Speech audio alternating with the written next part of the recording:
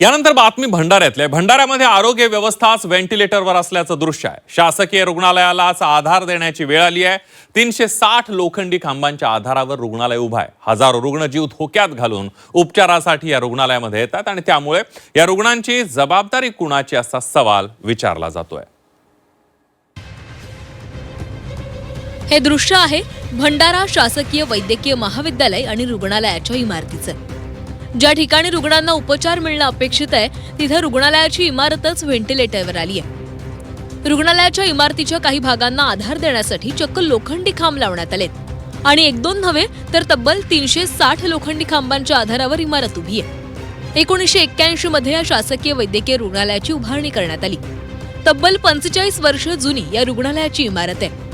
इमारतीला गळती लागली आहे। याच इमारतीमध्ये दररोज मोठ्या संख्येनं रुग्ण उपचारासाठी येतात, तर हजारो रुग्ण आणि त्यांचे नातेवाईक रुग्णालयामध्ये ये जा करतात। उद्या जर एखादी दुर्घटना घडली तर त्याला जबाबदार कोण असा सवाल सामान्य नागरिक विचारतात। या जनरल हॉस्पिटलला बरेच वर्ष झालेले आहेत आणि याच्या ऑडिट होती की नाही होत हा खूप मोठा प्रश्न आहे।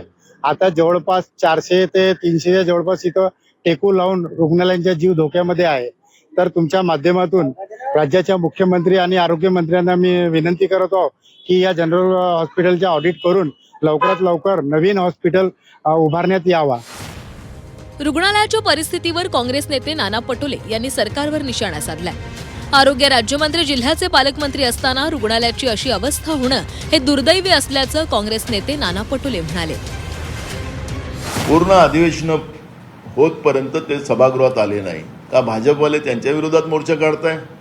देशाच्या गृहमंत्र्याची जी वागणूक आहे, देशाच्या प्रधानमंत्र्याची जी वागणूक आहे ते देशहिताची नाही आणि म्हणून ज्यांनी संसदेचा एवढा कालावधी जो वाया घातला आणि जनतेला त्यांनी उत्तर देणं हे त्यांचं दायित्व होतं, पण दायित्व त्यांनी नाकारलं।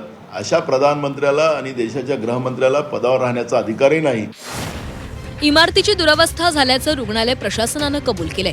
तसंच इमारतीची तांत्रिक तपासणी करण्यासाठी हे लोखंडी खांब उभारण्यात आल्याचं स्पष्टीकरणही रुग्णालय प्रशासनाकडून देण्यात आलंय। आतापर्यंत याला 45 वर्ष पूर्ण झालेली आहे। तर ऍक्च्युअली बिल्डिंगचं लाईफ संपलेलं आहे तसं, पण PWD मधून ते दुरुस्त करत राहते आणि कसं तरी करून हे चाललंय। तर अजून PWD म्हणते अजून 10 वर्ष ही इमारत ठीकठाक म्हणजे व्यवस्थित मेंटेनन्स केलं तर ठीकठाक चालेल 10 वर्षाचं। PWD त्यांच्यातर्फे नागपूरहून स्ट्रक्चरल ऑडिट करते, नागपूरच्या PWDचे लोक येऊन। तर ते स्ट्रक्चरल ऑडिटही चाललेलं आहे, त्यामुळे ठिकठिकाणी तुम्हाला असे लोह्याचे खांब लागलेले दिसतील आणि जो पडणारा पोर्शन होता सिलिंगचा तो त्यांनी काढून टाकलेला आहे।